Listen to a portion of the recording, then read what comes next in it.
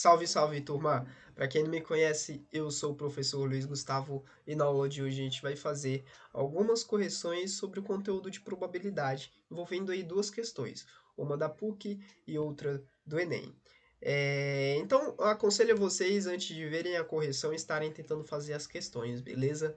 Vamos lá então para a primeira questão, que é uma questão da PUC que diz o seguinte: numa roleta há números de 0 a 36. Supondo que a roleta não seja viciada, então a probabilidade de um número sorteado ser maior do que 25 é. Então é aquilo. Se a gente está trabalhando com probabilidade, a gente tem que definir o nosso espaço amostral e o nosso evento A também. Beleza? Então, o espaço amostral ele vai ser a numeração da roleta, que vai de 0 a 36. Então, nosso espaço amostral vai de 0 até o número 36. E o nosso evento A, que ele pede ali, ele pede o quê? A probabilidade do número que vai ser sorteado, esse número ser maior do que 25. Então, os números maiores do que 25 é o quê? É o 26, o 27 e assim por diante, né? Até o 36, que é o último número da roleta. Então, eu vou colocar aqui como nosso evento A, de 26 até 36. E é isso. Calcular a probabilidade vai ser o quê? Colocar o meu número de casos favoráveis, que é o que está aqui no meu evento A, certo? De 26 a 36, contando o número 26, nós temos 11 11 números aí, tá? E o meu espaço amostral, que é o meu total de possibilidades, que vai de 0 a 36, nós temos 37 elementos, 37 números, porque estamos contando também com o número 0. Então não caia nessa pegadinha de estar contando apenas o número, de estar apenas contando 36 números, tá?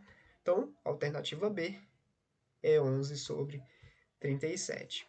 Beleza? Se ficar alguma dúvida, deixe aí nos comentários que eu vou estar respondendo.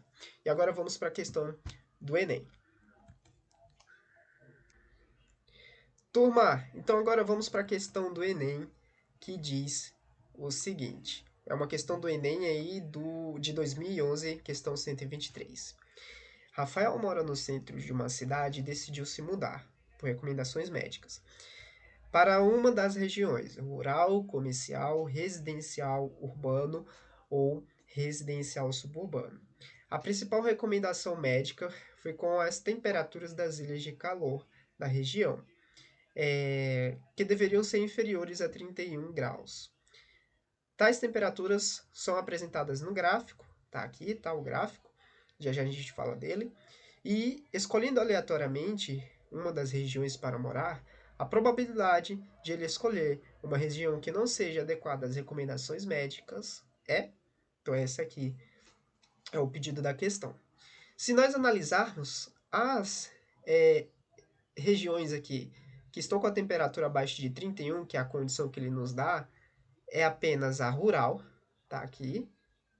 A comercial não entra, o centro aqui também não, ó, são temperaturas acima de 31.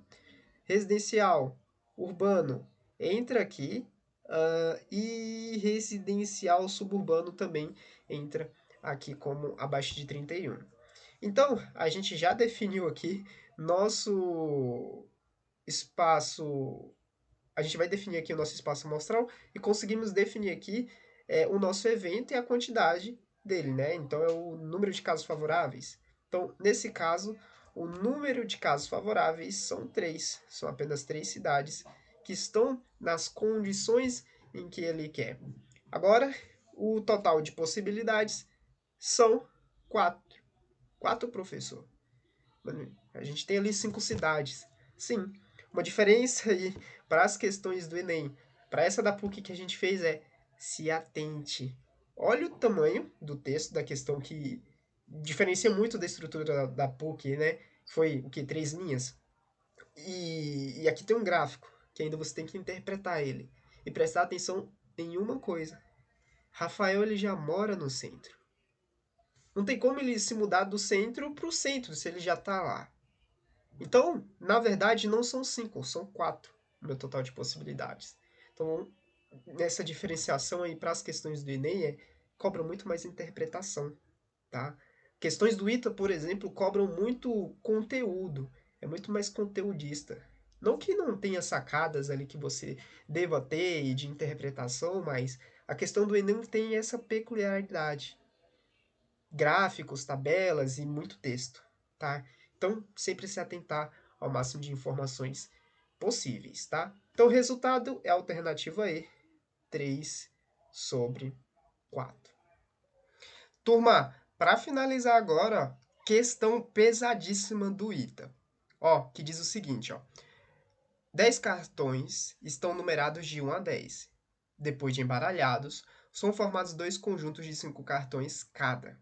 Determine a probabilidade que os números 9 e 10 apareçam no mesmo conjunto. Presta atenção, vamos entender o que o exercício pediu aqui, né? Ele disse, ó, você tem 10 cartões numerados de 1 a 10 e todos serão embaralhados. Então, aleatoriamente, né? Probabilidade e tal. Vamos separar esses 10 cartões em dois conjuntos, onde cada um vai ter 5 cartões. E ele me pergunta qual a probabilidade de que apareça o 9 e o 10 no mesmo conjunto. De novo, o que é probabilidade? Exatamente, número de casos favoráveis sobre o número de casos possíveis, né? Aquela história toda que a gente já está calejado de ouvir. Então, a gente começa fazendo o quê? Vamos calcular o espaço amostral. Só que, para calcular o espaço amostral, como o belo Ita faz, não vai te cobrar só um conteúdo, meu filho. Meu pequeno gafanhoto, não seja ingênuo achando que o Instituto de Tecnologia da Aeronáutica, prova pesadíssima, vai te cobrar apenas uma fração como resultado da questão. Então, vai cobrar o quê? Combinação.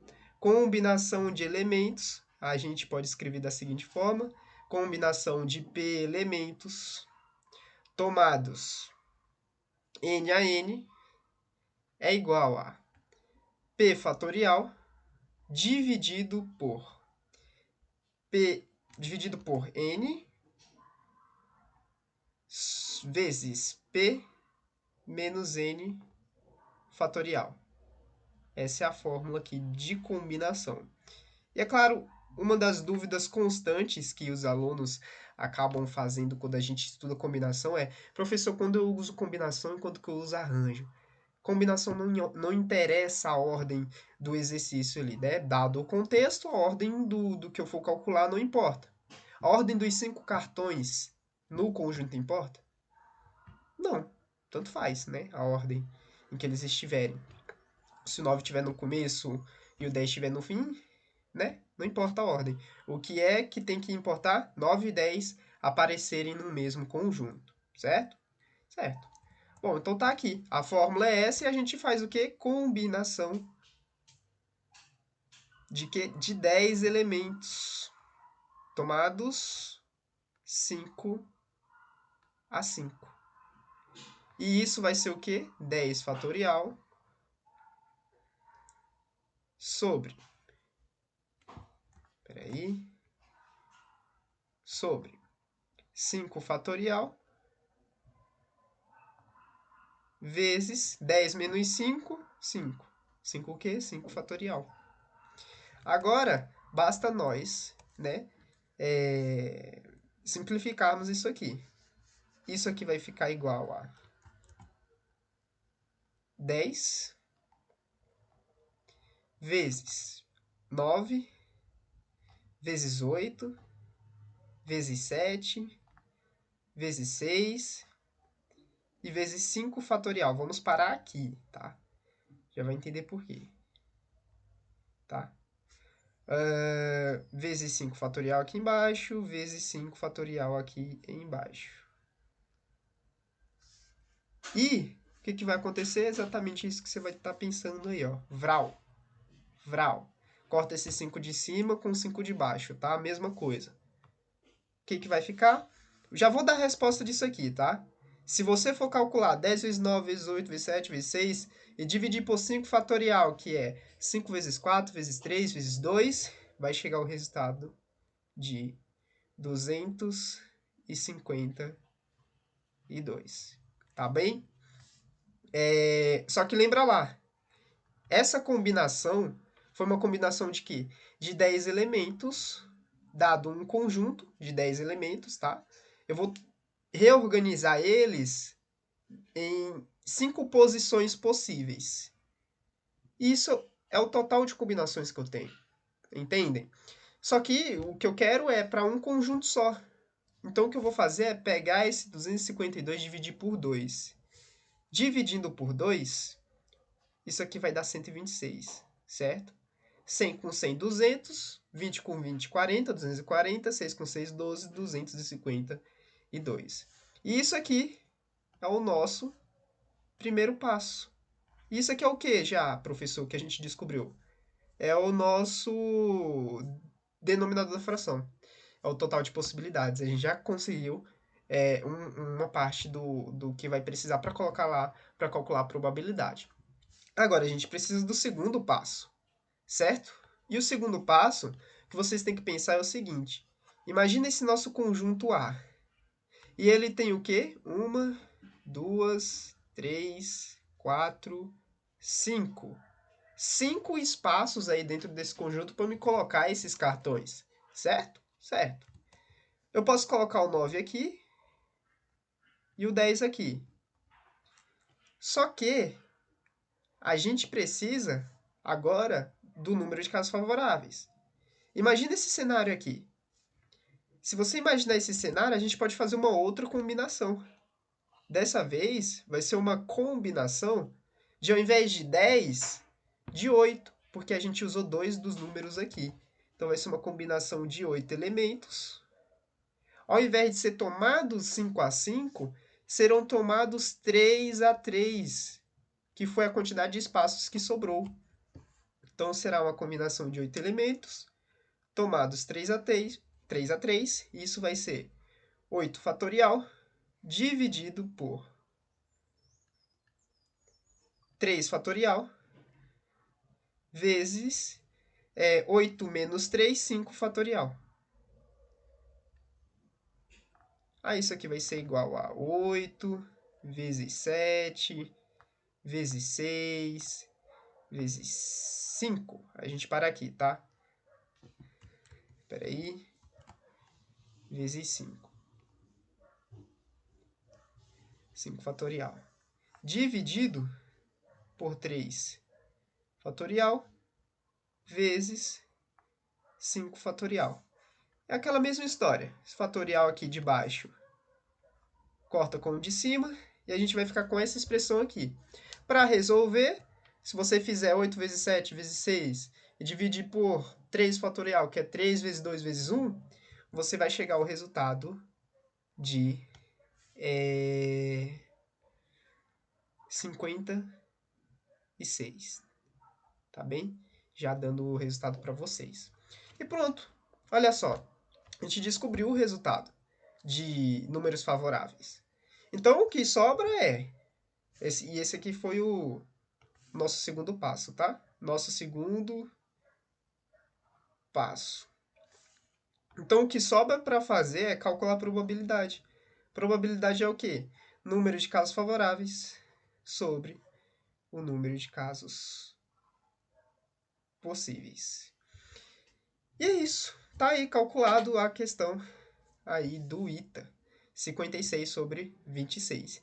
E é claro, dá para você simplificar essa fração aqui, tá? E chegar, caso a questão peça também, né? Para simplificar. Ou se a questão peça em porcentagem. Ou se a questão pedir com a fração simplificada, né? Ou se ela pedir assim, depende do contexto, tá? Enfim, então essa foi a correção do ITA. E turma, esse foi o vídeo. Eu espero que vocês tenham gostado. Se inscrevam no canal, compartilhe com seus amigos também que estão querendo prestar aí vestibulares, porque fazer resolução de questões, né, ver vídeo de resoluções de questões vai ajudar muito vocês a estarem treinando para essa nova empreitada aí que vocês vão enfrentar já já, né, no final do ano.